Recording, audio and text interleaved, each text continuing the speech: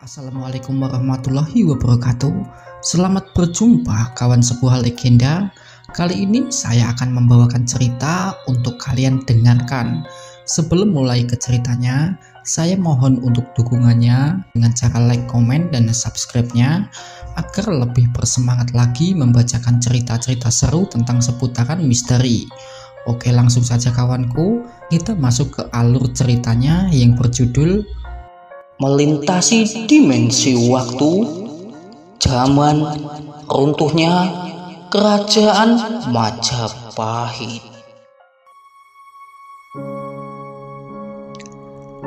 Ada apa ini? Tanya Ki Supala yang seolah tak percaya dirinya dan para pengikutnya mampu selamat. Sebaiknya kamu turun dulu, bawa beberapa cantrik bersamamu. Dikarenakan luka dalam saat melawan Condrolono. Baik Kang Mas, ucap Kamandaka disusul ia pergi memenuhi perintah Ki Supala, sembari membawa sekitar 10 cantrik bersamanya. Sesaat kemudian di bawah tampak para prajurit yang tiba. Terlihat di sepasang mata para prajurit puluhan rekan-rekannya yang gugur. Sementara Senopati Wiraraga beserta puluhan prajurit yang sedang terikat dijadikan sandera. Hei, lepaskan Gusti Senopati atau kalian akan mati, teriak seorang bekel mengancam. Sampai sebuah tendangan ke tubuh Senopati Wiraraga yang Argasena berikan sebagai jawabannya. Hei, kurang ajar, teriak bekel itu sembari mencoba menarik pedangnya sampai rekannya yang menjaga. Jangan gegabah, bisa-bisa nyawa Gusti Senopati dalam bahaya.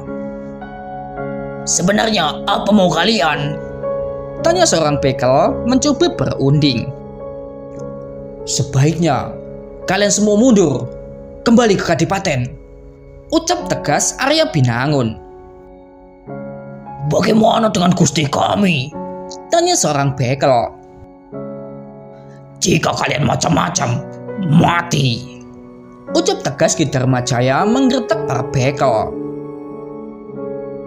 Baik-baik, kami akan pergi. Tapi ingat, jika terjadi apa-apa pada Gusti Senopati, kalian tidak akan selamat, ucap seorang bekel. Pasukan, mundur, teriak para bekel membawa pasukannya pergi meninggalkan tempat itu. Sampai Arya yang melihat pendekar Wangker yang masih berdiri. Condrolono yang enggan pergi setelah melihat wajah Arya Binangun yang tak asing baginya.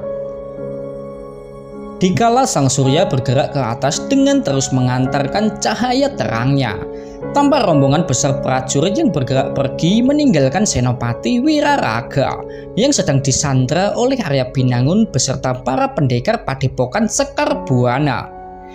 Berbeda dengan prajurit gelang-gelang yang terkenal disiplin, para pendekar Wangker tetap bertahan. Kenapa kalian tidak pergi? Tanya Arya Binangun setelah melihat Condrolono dan kawan-kawannya yang masih berdiri di tempat semula. Hei bocah, serahkan kekasihmu itu, ucap Condrolono sembari menunjuk pendekar wanita berkerudung yang sedang berdiri di samping Arya Binangun. Sebuah jawaban dari Condrolono untuk pertanyaan Arya Binangun. Mengapa kamu menginginkan istriku? Tanya Arya Binangun yang mulai terpancing dengan permainan kata-kata Condrolono. Gara-gara istrimu, kekasihku mati. Sebagai gantinya, berikan dia kepadaku. Akan kujadikan wanita itu istriku, ucap Condrolono sembari menatap tajam penuh nafsu kepada Wulandari. Bajingan, apa kamu sudah gila? Aku sudah punya suami. Ikut sama aku atau suamimu akan mati. Cuy, siapa sudi ikut laki-laki sinting sepertimu? Bentak Wulandari. Suara tawa keras yang terdengar dari para kawanan pendekar Wangker setelah mendengar penolakan Wulandari kepada Condrolono, memaksa Condrolono menoleh ke belakang. Diam kalian, berisik. Hei bocah, aku tantang kamu tarung sampai mojar, ucap Controlono kepada Arya Binangun. Sesaat tampak Arya Binangun yang tersenyum. Kamu lebih rendah dari binatang, Ki. Anjing saja tidak serendah kamu. Bajingan kamu bocah, maju kamu, ucap Controlono dengan berlari ke arah Arya Binangun yang serta-merta diikuti Arya juga berlari guna menyambut tantangan Controlono. Sesaat tampak kedua pendekar itu bertemu sembari melayangkan sebuah tendangan guna memperlihatkan kaki siapa yang lebih kuat. Sampai pukulan yang beradu dengan pukulan dan disusul bantingan demi bantingan yang silih berganti mereka rasakan. Sebuah pertarungan dengan menunjukkan seberapa kuat dan kerasnya tubuh mereka. Sesaat tampak mereka yang bergulat menunjukkan seberapa kuat serta keras tubuh yang telah mereka tempa. Nampak pertempuran yang seimbang antara Arya Binangun melawan Controlono. Sesaat mereka yang saling melangkah mundur guna mempersiapkan diri untuk memberikan serangan selanjutnya. Ternyata ada juga murid Argawisesa yang bisa berkelahi. Kamu terlalu sombong, Ki, saut Arya Binangun dengan muak dengan setiap bualan Controlono. Bocah, sebaiknya kamu mati menyusul gurumu itu, ucap Controlono. Disusul ia berlari melayangkan jurusnya, sebuah pukulan berupa cakaran yang dia berikan. Gerakan yang cepat berpadu dengan kekuatan luar biasa, laksana harimau yang sedang mencoba menerkam mangsanya. Dan sayang, harimau itu salah memilih korbannya. Arya Binangun pemuda yang memiliki kekuatan fisik serta kecepatan yang patut dibanggakan. Terlihat dia yang dengan cekatan mampu menghindar setiap serangan dari Controlono. Untuk sesaat Arya hanya mampu menghindar dengan berharap agar harimau Wengker segera kehabisan tenaga. Hampir 2 jam mereka bertarung tanpa ada tanda-tanda pertarungan yang segera berakhir. Serangan Arya yang sama sekali tak berpengaruh bagi Controlono. Sampai sebuah pukulan cakaran yang berhasil mengoyak dada Arya Binangun, mengakibatkan luka yang menganga. Sampai berkali-kali pukulan dan cakaran yang dilayangkan ke tubuh Arya, mengakibatkan Arya yang sempoyongan disusul ia yang terjatuh tersungkur ke tanah. Mati juga kau bocah, ucap Controlono sembari melayangkan pukulan terakhir ke dada Arya, mengakibatkan Arya Binangun yang muntah darah. Kang Mas, jerit Wulandari disusul ia mencoba berlari ke arah medan laga guna membantu suaminya yang segera dihalangi oleh Pitaloka serta Pancali yang sedari tadi berdiri di sampingnya. Lepaskan aku. Wulan, kamu jangan gegabah, Wulan. Jangan ke sana, kamu bisa celaka, ucap Pitaloka sembari terus memegangi lengan Wulandari. Iya Wulan, percayalah pada Tuan Arya, ucapnya sembari menahan Wulan agar tidak maju. Sesaat tampak Controlono yang berjalan menuju ke arah Wulandari dengan membusungkan dada. Controlono hendak mengambil hadiah kemenangannya. Tampak Ki Dharmajaya dan para pendekar yang berkumpul guna melindungi Wulandari. Sampai teriakan yang terdengar. Tunggu, aku belum mati, teriak keras Arya Binangun yang telah berdiri dengan cepat, yang berdiri dengan tubuh yang telah sembuh seperti sedia kala. Sesaat tampak Controlono yang menoleh, sampai ia yang terperanjat melihat Arya Binangun yang telah pulih dari setiap lukanya yang diberikan. Pancasona, ucap Controlono yang ketar-ketir. Tampak dari raut wajahnya yang berubah. Bukan hanya Controlono, Wulandari beserta yang lain juga ikut terperangah melihat Arya Binangun yang masih hidup tanpa luka sedikit pun. Untuk sesaat, sepertinya kepercayaan diri Controlono telah berubah menjadi keraguan. Melihat musuhnya memiliki kesaktian tingkat tinggi yang dimiliki oleh para maha guru. Bocah, dari mana kamu memiliki ilmu itu? Arya hanya tersenyum disusul ia sembari melayangkan tendangan terbang untuk jawaban bagi pertanyaan Controlono. Sebuah tendangan keras yang mampu mendorong tubuh Controlono terjungkal jauh ke belakang. Controlono meludah dengan darah yang bercampur air liurnya. Disusul dia yang kembali berdiri guna melanjutkan pertempurannya. Sesaat tampak pertarungan yang kembali terjadi kedua pendekar itu. Controlono dengan ilmu kebalnya melawan Arya Binangun dengan ilmu Pancasona. Hari itu adalah hari yang sangat panjang bagi dua pendekar itu. Tampak pukulan Arya yang seolah tak terlalu berpengaruh kepada Controlono. Begitu juga sebaliknya. Setiap serangan Controlono ke tubuh Arya juga tidak meninggalkan bekas. Tak terasa sang surya telah condong jauh di barat, menghasilkan cahaya lembayung senja yang menghiasi langit. Pertanda sang surya hampir meninggalkan tanah Jawa Dwipa.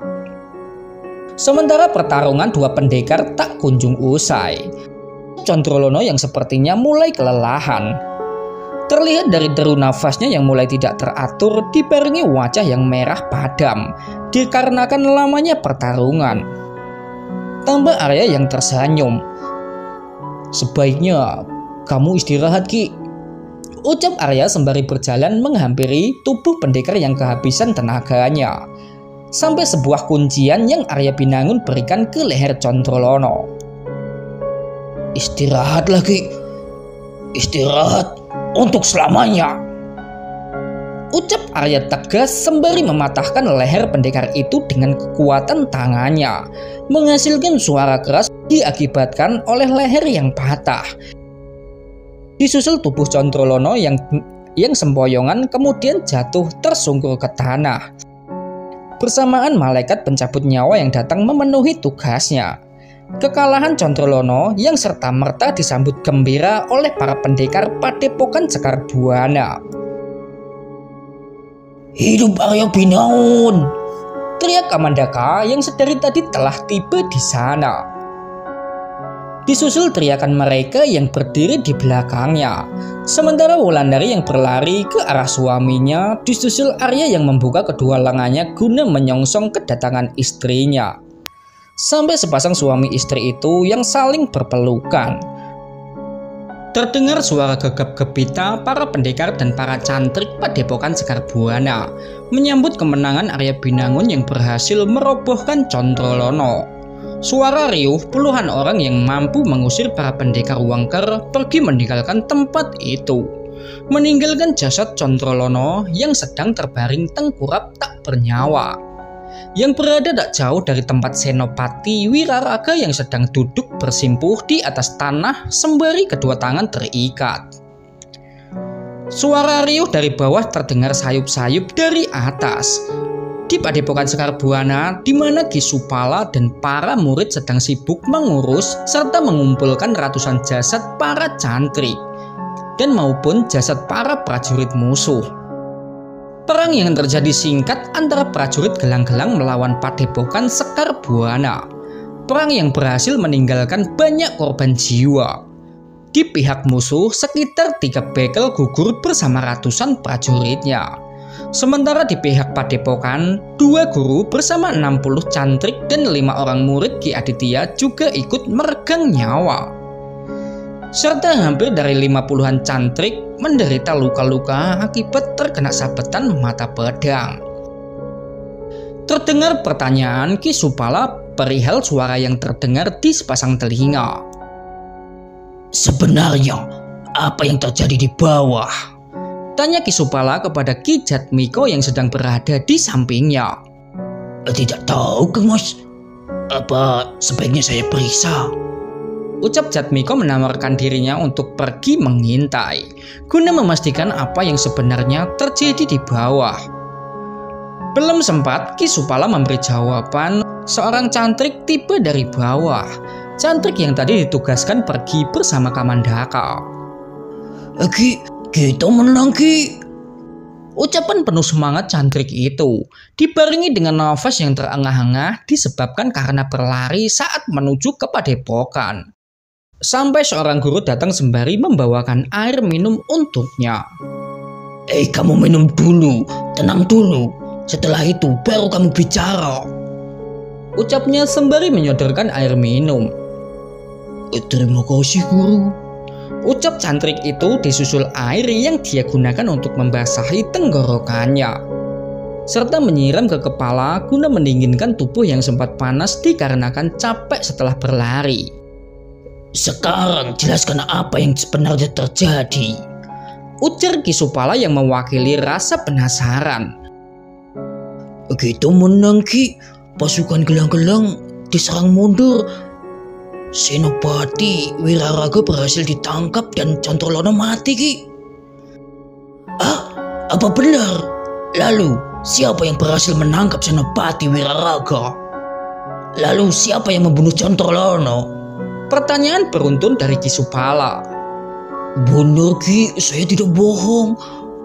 Arya Binangun yang berhasil menangkap Senopati Wiraraga serta mengalahkan Controlono Ki. Bagi setiap pertanyaan Ki Supala, tampak Ki Supala yang bahagia terlihat dari senyum yang tersirat di wajahnya, beserta mata yang berbinar-binar. Semuanya, kita menang. Dewata memberi kita kemenangan, teriak Ki Supala kepada yang lain. Disusul suara gegap gempita yang terdengar di padepokan. Suara riuh menyambut kemenangan mereka yang seketika membangkitkan semangat mereka, semangat yang sebelumnya hampir padam dikarenakan teror yang menyerang mereka. Sesaat kemudian sore itu di kala senja mendadak menghilang dikarenakan kabut putih yang turun dari atas Gunung Wilis. Kabut putih yang mampu mempengaruhi jarak pandang.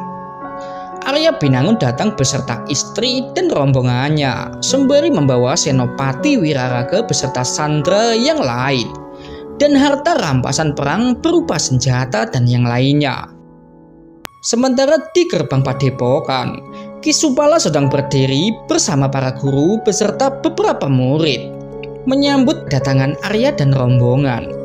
Arya Binangun, kamu akhirnya datang juga, ucap Ki Supala menyambut Arya beserta rombongannya. Iya Ki, lama kita tak jumpa, ucap Arya sembari memeluk pria parubaya yang dulu pernah ditemuinya di Dukuh Talun. Sesaat tampak mereka yang melepas pelukannya. Ulan, kamu juga ikut, Nduk? Tanya Ki Supala menatap wanita yang sekarang tampil beda dengan busana tertutup serta kerudung yang menutupi rambutnya. Ki Supala, ucap Wulandari sembari mencium tangan sahabat ayahnya sebagai bentuk hormat kepada yang dianggap lebih tua. Sampai Arya yang merangkul pinggang Wulandari sebagai isyarat tentang hubungan yang tak biasa antara sepasang insani. Kalian sudah menikah? Tanya Ki Supala dengan wajah berbinar-binar. Tampak Arya serta Wulandari yang tersenyum, sebuah senyuman sebagai jawaban bagi pertanyaan Ki Supala. Syukurlah, sekarang Dimas Utameja pasti tenang di Swargaloka, ucap Ki Supala dengan senyum di wajahnya. Tak ubahnya dengan Arya dan Wulandari, Argasena, Buntala Balapati, dan Argata juga melepas kerinduan dengan memeluk para saudara seperguruannya. Sementara Pitaloka yang sendiri tadi memindahi sekeliling mencoba mencari keberadaan romonya. Sampai seorang murid yang memberitahu keberadaan Ki Lurah Aditya yang sedang dirawat di Pendopo Agung, yang serta-merta disambut Pitaloka berlari guna menemui ayahandanya. Sesaat di Pendopo Agung, tampak seorang gadis yang sedang berjalan pelan sembari mengamati puluhan orang yang sedang berbaring tak berdaya. Hingga mata yang berkaca-kaca setelah menemukan yang selama ini sedang dicari. Disusul langkah cepat Pitaloka ke arah Ki Aditya yang sedang terluka. Sebuah luka yang didapat saat melawan Ki Rapanca. Rama tidak apa-apa. Pertanyaan seorang putri yang mengkhawatirkan keadaan ayahandanya tampak dari Pitaloka yang menangis sembari memegang erat tangan ayahnya. Kamu sudah datang, Duk. Jangan khawatir, Duk. Romomu tidak apa-apa ini. Ucap Ki Aditya sembari menahan sakit di dada. Terlihat jelas dari wajahnya yang tiba-tiba menyeringai menggambarkan seberapa sakit yang sedang ia rasakan. Duk, sudah jangan menangis. Seharusnya kita gembira telah menang, Duk. Sesaat kemudian di kala petang menjelang malam, nampak tumpuk-tumpukan kayu bakar yang sedang menyala membakar tubuh tak bernyawa. Hampir 70-an jasad dikremasi secara bersamaan, menghasilkan asap yang membumbung tinggi naik ke atas awan. Sementara ratusan jasad prajurit gelang-gelang dikebumikan tak jauh dari padepokan. Hari yang melelahkan bagi mereka. Setelah tadi mereka sekuat tenaga mempertahankan nyawanya, kini mereka harus bekerja keras mengurus mereka yang pada gugur. Tidak ada pesta dan tarian guna merayakan kemenangan mereka. Yang ada hanyalah nyala api yang sedang berkobar bersama tetesan air mata yang keluar mengantar kepergian saudara seperguruannya. Perang yang baru saja menerpa padepokan Sekar Buana. Silih berganti, para cantrik bergantian melakukan tugasnya. Tidak hanya para cantrik, para wanita juga mulai bangkit memasak, memenuhi ransum makanan yang nantinya digunakan mengisi perut para cantrik yang sedang bekerja keras. Sampai terdengar suara pilu dari arah pendopo agung. Suara ratapan tangisan bercampur suara rintihan menahan sakit. Terlihat Arya Pinangun sedang duduk di tengah-tengah puluhan orang yang tergeletak dengan luka mengangah akibat terkena mata pedang. Sampai sebuah suara yang terdengar menarik perhatiannya. Kang Mas, darahnya tidak mau berhenti. Ucap Wulandari dengan mimik wajah penuh kecemasan. Segera bergegas Arya Pinangun menghampiri Wulandari guna menolong cantrik naas yang sedang menderita luka parah. Berharap dia tak menyusul saudara-saudaranya yang telah terlebih dahulu menyeberang ke alam baka. Dengan wawasan yang Arya miliki, bersama istrinya mencoba menolong sekuat tenaga mereka yang sedang terluka. Terlihat suasana yang sekarang lebih tenang dari sebelumnya, dikarenakan sebagian besar dari mereka yang terluka telah tertidur karena kelelahan. Sementara Arya Pinangun yang sedang duduk bersender di sebuah tiang saka. Di tatapannya Wulandari yang sedang tertidur meringkuk di atas pangkuan sang suami tercinta. Wulan yang sendiri tadi sudah tak mampu bertahan dari lelah dan kantuk yang lama dia tahan. Sampai sebuah selimut yang Arya tarik untuk melindungi tubuh cantik istrinya dari hawa dingin pegunungan. Sementara tak terlalu jauh dari pendopo, para cantrik masih sibuk mengurus jasad korban perang. Silih berganti, cantrik datang dan pergi guna menyelesaikan tugas yang diberikan oleh para guru mereka. Sementara di sebuah tempat yang digunakan sebagai penjara, Senopati Wiraraga sedang duduk tertunduk bersama para tahanan yang lain. Terlihat juga Argasena dan Balapati yang sedang berjaga bersama beberapa kawannya. Argasena menatap tajam penuh amarah kepada Senopati yang menurutnya sebagai biang keladi dari malapetaka yang sedang menerpa padepokan. Sementara Senopati yang tertunduk bukan karena penyesalan, namun dikarenakan sebuah kebencian yang ia sembunyikan. Senopati Wiraraga merasa dipermalukan dan harga dirinya terasa hilang dinodai dengan kekalahan yang sedang menimpanya. Waktu bergulir dengan cepat. Tak terasa 3/4 malam telah berlalu.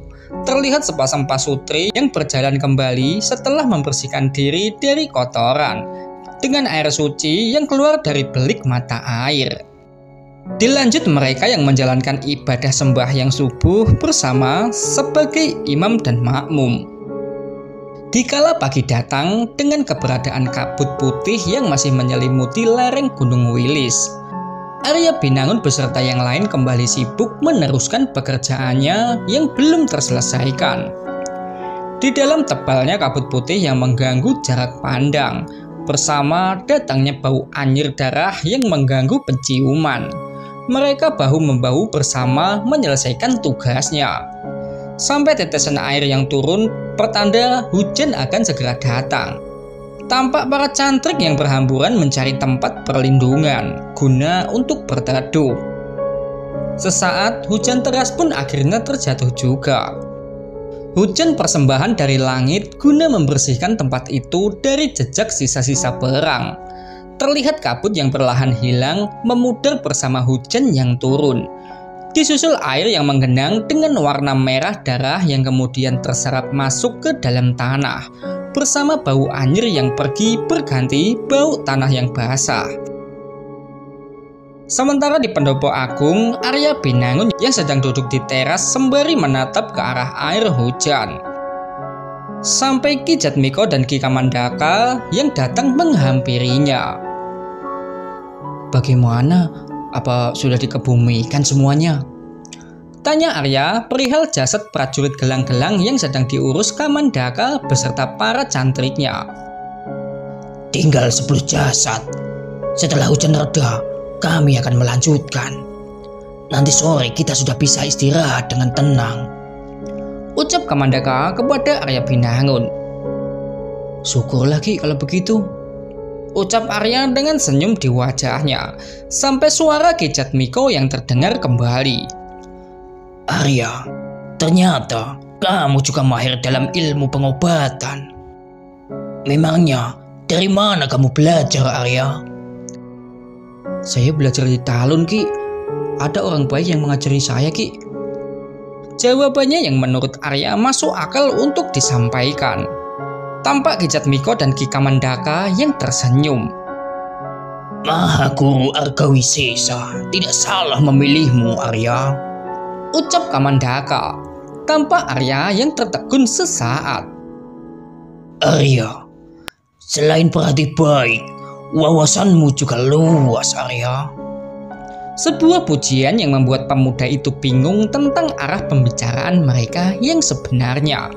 Sampai ucapan Ki Jatmiko yang memperjelas maksud Kamandaka. Arya, kamu memang pantas menjadi penerus Padepokan Sekar Buana, menggantikan kedudukan Mahaguru Argawisesa, ucap Jatmiko sembari menatap tajam menandakan keseriusan atas ucapannya. Tampak Arya Binangun yang terdiam, sepertinya ucapan kedua pria paruh baya itu mampu menggoncang pikirannya. Sampai ucapan yang kembali ia lontarkan. Ki, mengapa harus saya, Ki? Kan masih banyak guru-guru yang lebih baik dan layak dari saya, kan? Ucap Arya yang sepertinya masih ragu menerima mandat dari sang Mahaguru. Tampak Ki Kamandaka dan Ki Jatmiko saling bertukar pandangan. Sampai Ki Kamandaka yang mewakili bicara. Arya, sebaiknya kamu pikir baik-baik.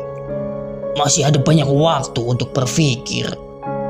Dan pada akhirnya nanti, kami berharap kamu bisa mengambil keputusan yang tepat, Arya, dengan tidak mengecewakan harapan Mahaguru Argawisesa serta kami yang selama ini mendukungmu, Arya, ucap Ki Kamandaka panjang lebar. Sebuah ucapan yang terasa memojokkan Arya. Ucapan yang terlontar dari mulut Kamandaka agar pemuda itu mau menerima wasiat dari sang Mahaguru Argawisesa yang sebelumnya telah mangkat menyeberang ke alam baka. Sesaat setelah hujan reda, terlihat Kamandaka dan Jatmiko yang beranjak pergi guna menyambung tugasnya. Disusul Wulandari yang datang menghampiri suami yang sedang duduk termenung, memikirkan wasiat Mahaguru Argawisesa. Kang Mas terima saja, ucapan Wulandari yang tadi mendengar percakapan mereka. Tapi Wulan, apa kamu tidak keberatan nantinya? Bukannya kita akan berniat kembali ke Talun menghabiskan waktu bersama di sana, Wulan? Ujar Arya Binangun sembari menatap penuh kelembutan ke arah istrinya.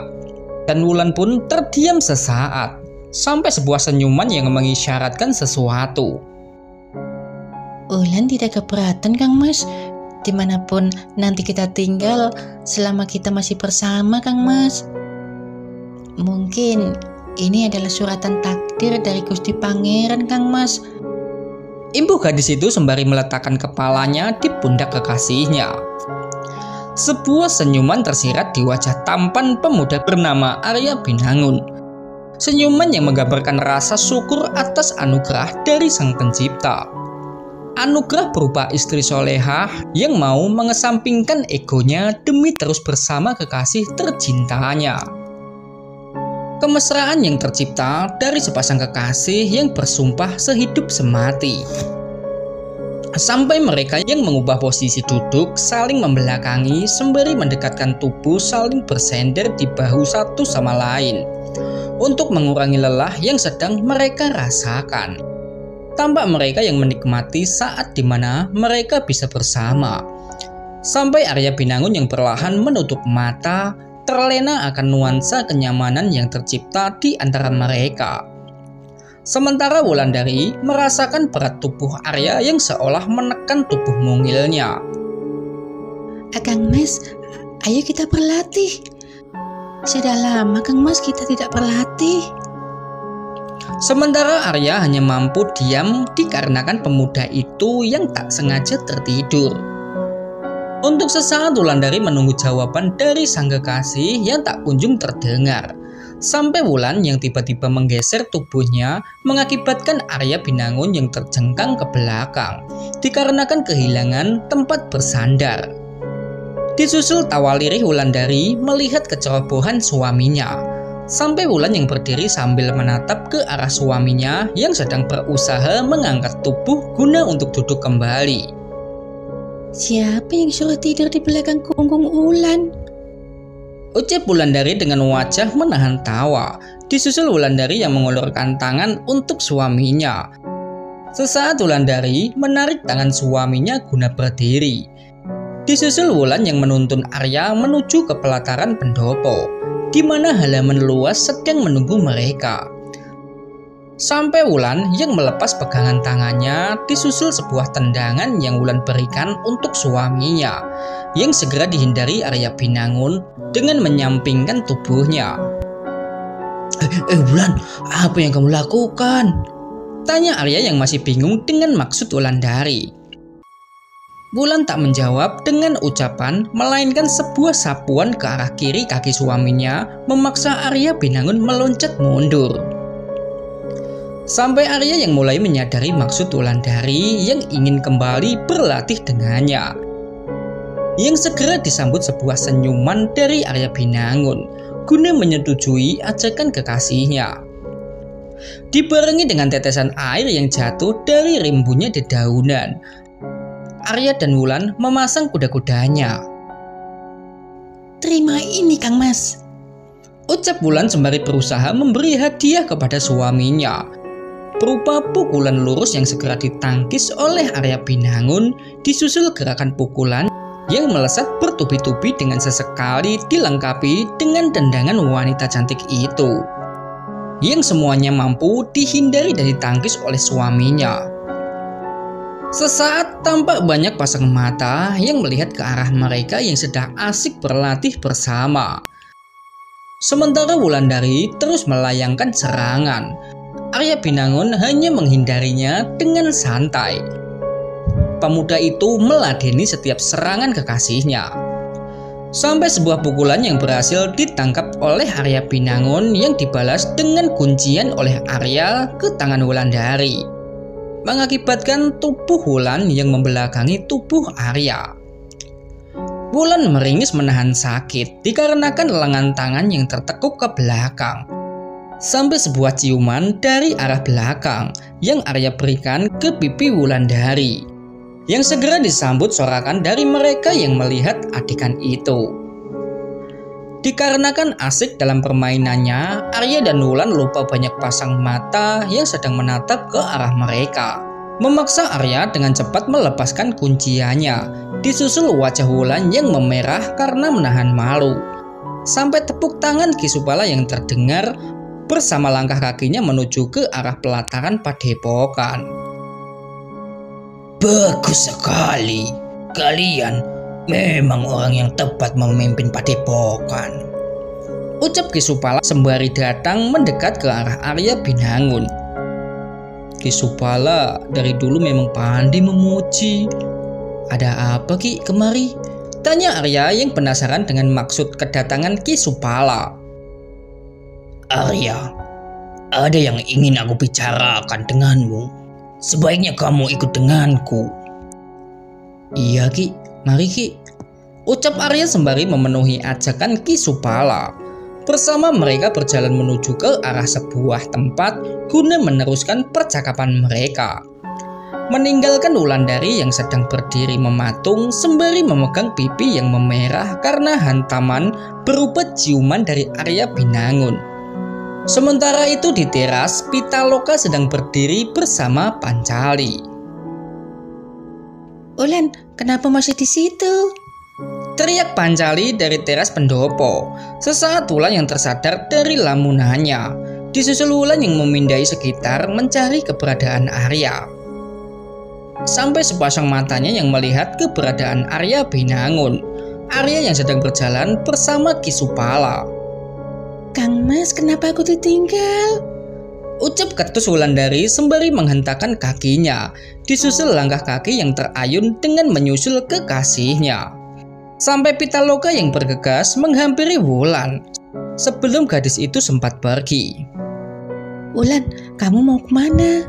Ayo bantu kami.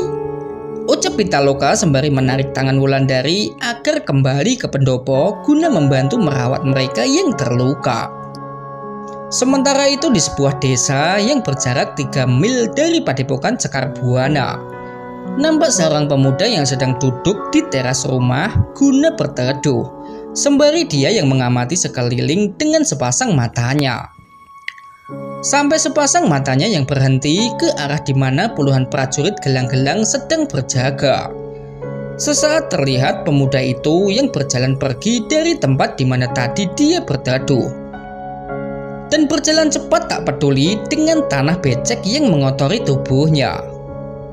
Sampai langkah kakinya yang berhenti di sebuah tempat di mana rekan-rekannya sedang menunggu bersama 2 ekor kuda yang sedang tertambat di batang pohon.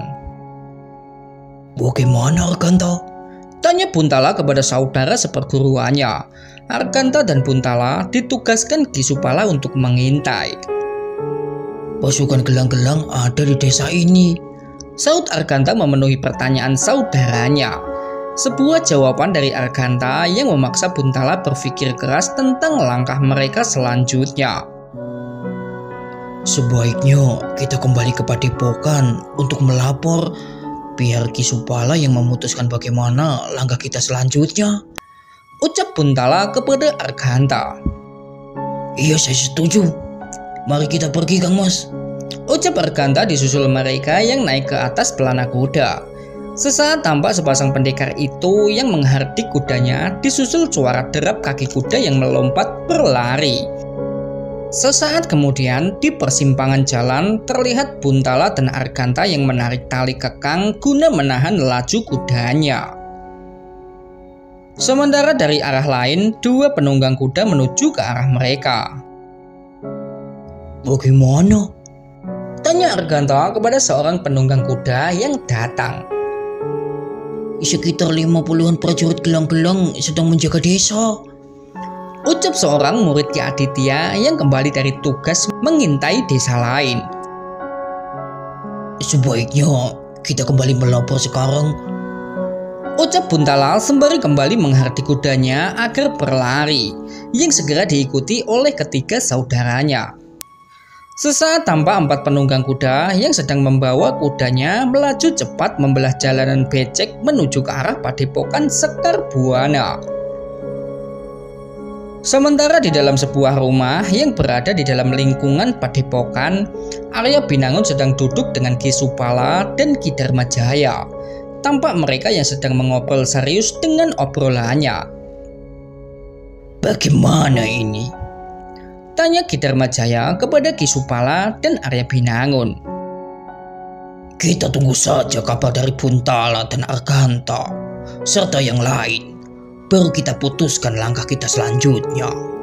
Ucap Ki Supala. Sementara di bawah gunung 4 ekor kuda berhenti.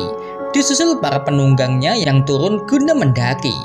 Dikarenakan jalanan yang licin memaksa Arganta beserta rekan-rekannya harus berjalan kaki guna sampai di atas di mana Padepokan Sekar Buana berada. Sementara di dalam Padepokan Sekar Buana yang berada di lereng Gunung Wilis, terlihat Kamandaka dan Jatmiko serta para cantrik yang sedang membersihkan diri dari sisa-sisa lumpur yang menempel. Setelah tadi mereka selesai mengebumikan seluruh jasad prajurit gelang-gelang yang gugur. Sedangkan di sebuah rumah yang berdindingkan papan kayu, 3 pendekar Padepokan Sekar Buana sedang berembuk. Sampai terdengar pintu yang dibuka dari luar, disusul kemunculan 4 pemuda yang berjalan menuju ke arah mereka. Arganta yang tiba bersama Buntala dengan kedua rekannya. Bagaimana tugas kalian? Tanya Kisupala kepada Buntala beserta 3 rekannya. Prajurit gelang-gelang menjaga di setiap desa yang ada di sekitar sini, Ki. Jawab Buntala mewakili ketiga saudaranya. Tampak Kisupala yang menghela nafas panjang menandakan sesuatu sedang mengganggu pikirannya. Ya sudah, kalian boleh pergi. Tunggu perintah selanjutnya dari kami. Baik, Ki, kami mohon undur diri, ujar Buntala disusul mereka yang pergi meninggalkan tempat itu. Sesaat kemudian obrolan ketiga pendekar Padepokan itu berlanjut. Bagaimana ini, Arya? Tanya Ki Dharmajaya setelah mendengar kabar yang dibawa oleh Buntala. Sepertinya pasukan gelang-gelang belum menyerah, Ki. Mereka ingin membuat kita kelaparan dengan menutup semua desa di sekitar sini. Ucap Arya yang menyadari niat prajurit gelang-gelang yang sedang menjaga ketat setiap tempat yang bisa menjadi pemasok kebutuhan pangan Padepokan Sekar Buana. Sepertinya itu niat mereka sebenarnya. Mereka ingin melemahkan kita. Saut Ki Dharmajaya yang merasakan hal yang serupa. Lalu bagaimana menurut kalian? Apa kita kirim orang ke Kadipaten untuk berunding? Ucap Kisupala kepada kedua rekannya. Sebaiknya jangan dulu, Ki. Nanti bisa-bisa mereka merasa di atas angin. Ucap Ki Dharmajaya. Saya setuju dengan pendapat Ki Dharmajaya. Sebaiknya kita tunggu dari pihak mereka yang mengirimkan utusan terlebih dahulu. Lalu soal persediaan makanan, saya rasa hutan ini sudah mampu memenuhi kebutuhan kita, Ki. Nanti kita bisa membentuk kelompok, Ki. Bergantian kita masuk ke hutan untuk berburu dan mencari bahan-bahan makanan, Ki. Benar, Arya. Saya setuju denganmu.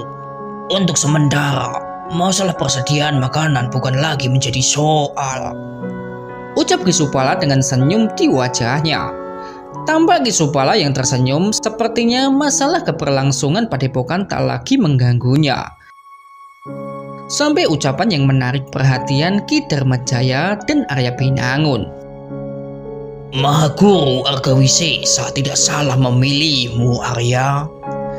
Secepatnya pelantikanmu sebagai penerus Padepokan harus segera dilakukan. Ucap Kisupala dengan senyum gembira di wajahnya. Maksudmu gimana, Kang Mas? Tanya Ki Dharmajaya yang seolah masih ragu dengan kabar yang baru saja dia dengar. Mahaguru Argawisesa jauh-jauh hari sudah memilih Arya Binangun sebagai penerusnya. Ucap Kisupala kepada adik seperguruannya. Tampak Ki Dharmajaya yang tertegun untuk sesaat. Pria Parubaya itu sedang berpikir tentang maksud Kisupala. Sampai sebuah senyuman yang ia lontarkan menyambut kabar gembira yang baru saja ia dengar. Syukurlah, Kang Mas. Padepokan Sekar Buana memiliki penerus yang layak. Ucap Ki Dharmajaya dengan senyum di wajahnya. Ki Dharmajaya yang baru beberapa hari bertemu dengan Arya menaruh hormat kepada pemuda itu yang menurutnya istimewa. Sementara Arya Binangun yang tertunduk sepertinya ada yang mengganggu pikirannya. tentang sebuah tanggung jawab besar yang sedang menanti dirinya. Arya masih ragu apa dia bisa memenuhi amanah dari Sang Maha Guru Argawisesa beserta para petinggi padepokan yang terlanjur memilihnya.